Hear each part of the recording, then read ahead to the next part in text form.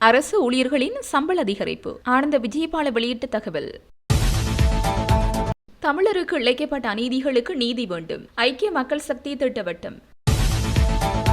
மதுபான சாலை அனுமதி மோசடி.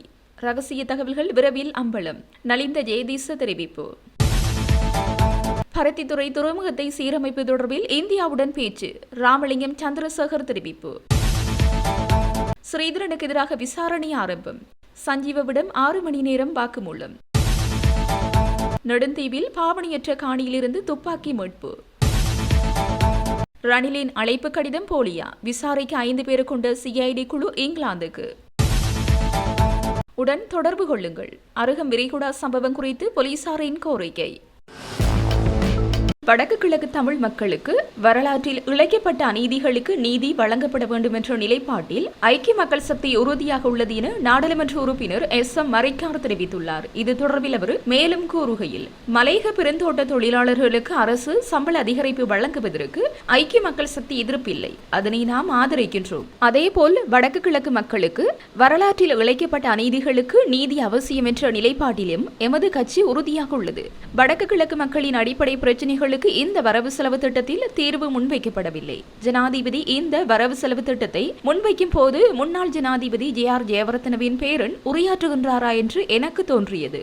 அரசு நிறுவனங்களை மறுசீரமைக்க நாம் ஒருபோதும் இடமளிக்கப் போவதில்லை என்று குறிப்பிட்டு ஆட்சிக்கு வந்தவர்கள் அரசு நிறுவனங்களை தனியார் மயப்படுத்தும் யோசனைகளை வரவு செலவு திட்டத்தில் முன்வைத்துள்ளனர் என குறிப்பிட்டுள்ளார். வோல்வர்ஹாம்டன் பல்கலைக்கழகத்தால் முன்னாள் ஜனாதிபதி ரணில் விக்ரமசிங்கவுக்கு அனுப்பப்பட்டதாக கூறப்படும் அழைப்பு கடிதத்தின் நம்பகத்தன்மையை ஆராய 5 பேர் கொண்ட குற்றப்புலனாய்வு குழு இங்கிலாந்துக்கு சென்றுள்ளது. இந்த தகவலை இன்றைய ஆங்கில செய்தித்தாள் வெளியிட்டுள்ளது. இங்கிலாந்தில் உள்ள முன்னாள் இலங்கை உயர்ஸ்தானிகர் சரோஜா ஸ்ரீசேனவிடம் இந்த குழு நாளைய தினம் வாக்குமூலத்தை பதிவு செய்ய உள்ளதாக தெரிவிக்கப்பட்டுள்ளது.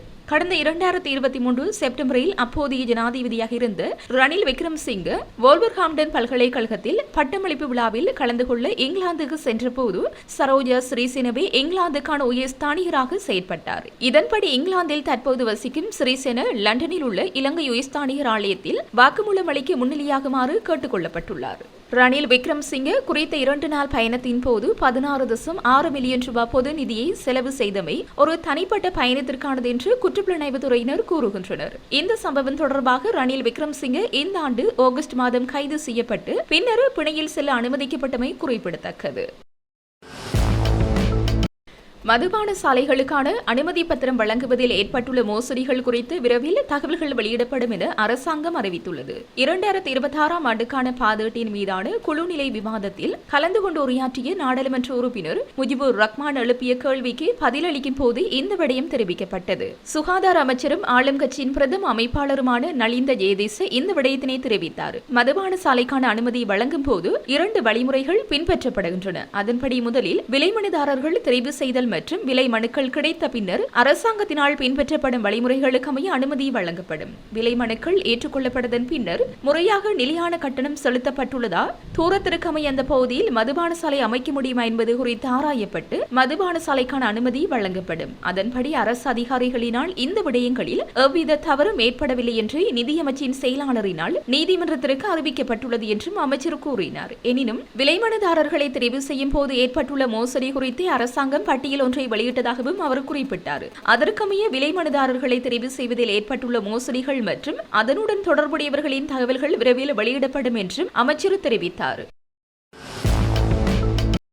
இலங்கை தமிழரசு கட்சியின் நாடாளுமன்ற உறுப்பினர் சிவஞானம் ஸ்ரீதரனுக்கு எதிராக கையூட்டல் மற்றும் ஊழல் விசாரணை ஆணைக்குழுவில் செய்யப்பட்டுள்ள முறைப்பாடு தொடர்பில் விசாரணைகள் ஆரம்பிக்கப்பட்டுள்ளன. இதன் அடிப்படையில் நாடாளுமன்ற உறுப்பினர் ஸ்ரீதரனுக்கு எதிராக முறைப்பாட்டை முன்வைத்த சிவில் அமைப்பின் சஞ்சீவ மகவத்தவிடம் நேற்றைய தினம் 6 மணித்தியாலங்களாக வாக்குமூலம் பதிவு செய்யப்பட்டுள்ளது. கையூட்டல் மற்றும் ஊழல் விசாரணை ஆணைக்குழு இதனை தெரிவித்துள்ளது. வருமானத்திற்கு அதிகமாக சொத்துக்களை சேர்த்துள்ளதாக கூறிய நாடாளுமன்ற உறுப்பினர் சிவஞானம் ஸ்ரீதரனுக்கு எதிராக கையூட்டல் மற்றும் ஊழல் விசாரணை ஆணைக்குழுவில் முறைப்பாடு செய்யப்பட்டுள்ளது. இதேவேளை தமக்கு எதிராக குற்றச்சாட்டுகளை மறுத்துள்ள நாடாளுமன்ற உறுப்பினர் ஸ்ரீதரன் விசாரணைகளை எதிர்கொள்ள தயார் என்றும் தெரிவித்துள்ளார்.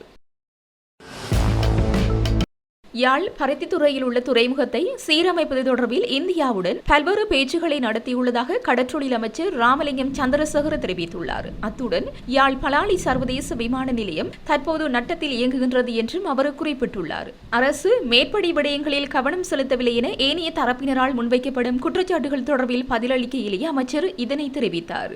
அவர் மேலும் தெரிவிக்கையில், யாழ் பலாலி சர்வதேச விமான நிலையம் தற்போது நட்டத்தில் இயங்குகின்றது. எனினும் அதனை நவீனமயமாக்கி வினை திறனான சேவையை முன்னெடுக்க வேண்டும். பல மில்லியன் பணத்தை செலவழித்து மற்றொரு மத்தள விமான நிலையமாக பலாலியை மாற்ற முடியாது. இந்த அபிவிருத்தி திட்டங்களை அரசு ஏற்றுக்கொண்டுள்ளது. இதனை படிப்படியாக செயற்படுத்த உள்ளோம். பருத்தித்துறையில் உள்ள துறைமுகத்தை சீரமைப்பது தொடர்பில் இந்தியாவுடன் பல்வேறு பேச்சுக்களை நடத்தியுள்ளோம். அண்மையில் தொழில்நுட்ப குழு ஒன்றும் பருத்தித்துறைக்கு வந்து சென்றுள்ளது. இதேவேளை காங்கேசன்துறை துறைமுகம் என்பது வர்த்தக ரீதியில் இயங்குகின்றது என்றார்.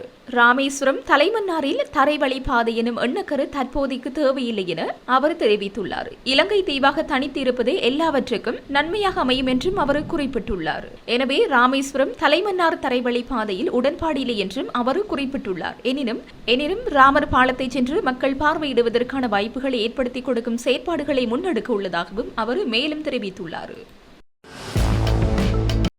அரசு ஊழியர்களின் சம்பள அதிகரிப்புக்காக 11,000 கோடி ரூபாய் வரவு செலவு திட்டத்தில் ஒதுக்கப்பட்டுள்ளது என அமைச்சர் ஆனந்த விஜயபால தெரிவித்துள்ளார். இது தொடர்பில் அவர் மேலும் தெரிவிக்கையில், பொருளாதார பாதிப்புக்கு மத்தியிலே நாட்டை பொறுப்பேற்று நாட்டின் நிதி நிலைமையை ஸ்திரப்படுத்தி 2026ஆம் ஆண்டுக்கான வரவு செலவு திட்டத்தை சமர்ப்பித்துள்ளோம். அரசு சேவையினை வினைத்திறனாக்குவதற்கு டிஜிட்டல் மயப்படுத்தலுக்காக பல மில்லியன் ரூபாய் நிதி இம்முறை வரவு செலவு திட்டத்தில் ஒதுக்கப்பட்டுள்ளது. இதனுடன் அரசு ஊழியர்களின் சம்பள அதிகரிப்புக்காக 11,000 கோடி ரூபாய் ஒதுக்கப்பட்டுள்ளது.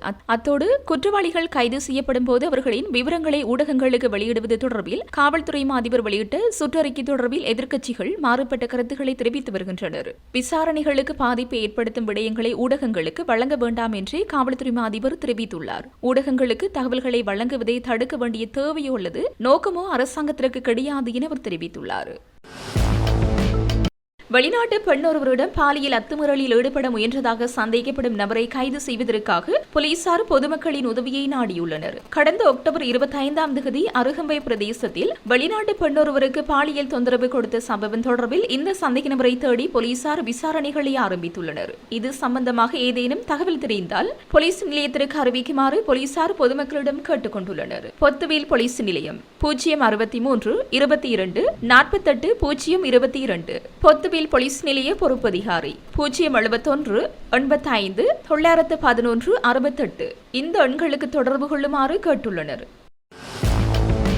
பொலித்தீன் பைகளுக்கு பதிலாக சுற்றுச்சூழலுக்கு உகந்த காகித பைகளை உற்பத்தி செய்யுமாறு சுற்றாடல் கமத்தொழில் மற்றும் வளங்களின் நிலைத்தன்மை பற்றிய துறைசார் மேற்பார்வை குழுவினால் அமைச்சகத்திற்கு பரிந்துரை செய்யப்பட்டுள்ளது. பொருட்களை வாங்கும் போது பொலித்தீன் பைகளுக்கு ஒரு தொகையை அறவிட முடிவு குறித்து கவனம் செலுத்தி குறிப்பாக மேற்பார்வை குழு இந்த பரிந்துரையை செய்துள்ளதாக தெரிவிக்கப்படுகிறது. இதன்போது குழுவின் தலைவர் பாராளுமன்ற உறுப்பினர் ஹெக்டர் அப்புகாமி இந்த நடவடிக்கையின் மூலம் பொலித்தீன் பயன்பாடு குறைகிறதா என்பது குறித்து ஆராயப்பட வேண்டும் என்றும் குறிப்பிட்டார். மேலும் பொலித்தீன் பைகளுக்கு செலுத்த வேண்டிய தொகையை எந்த தரப்பினர் தீர்மானித்தனர் என்றும் குழுவின் தலைவர் அதிகாரிகளிடம் வினவினார்.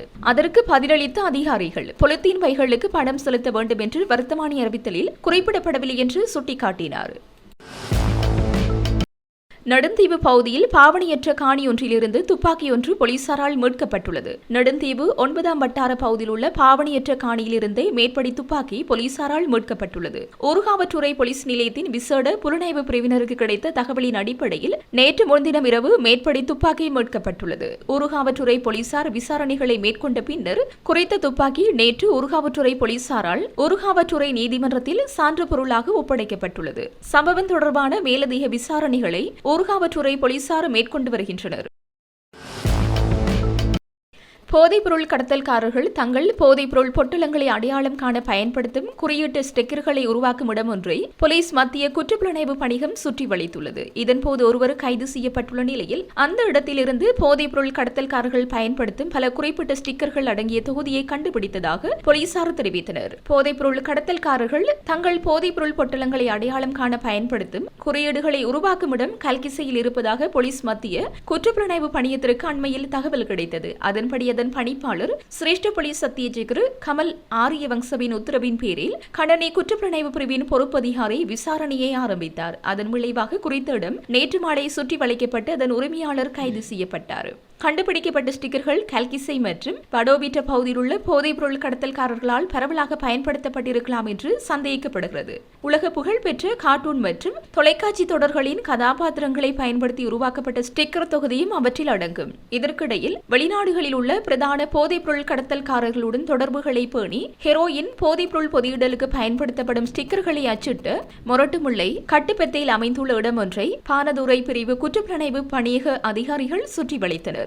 கடந்த 9ஆம் தேதி ஹெரோயினுடன் கைது செய்யப்பட்ட சந்தேக நபர்கள் குழுவினரிடம் மேற்கொண்ட விசாரணைகளின் போது இந்த இடம் குறித்த தகவல்கள் வெளியானது.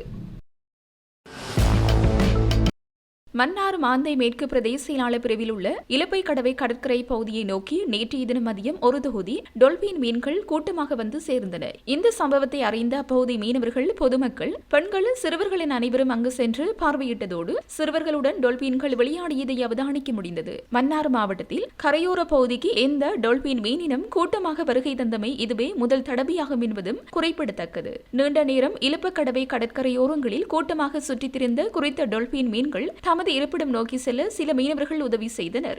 இந்த நிலையில் குறித்த டொல்பின் மீன்கள் மீண்டும் கூட்டமாக தமது இருப்பிடத்தை நோக்கி சென்றன. இந்த காட்சியை மீனவர்கள் தமது கையடக்கு தொலைபேசிகளில் காணொலியாக பதிவு செய்துள்ளமையும் குறிப்பிடத்தக்கது.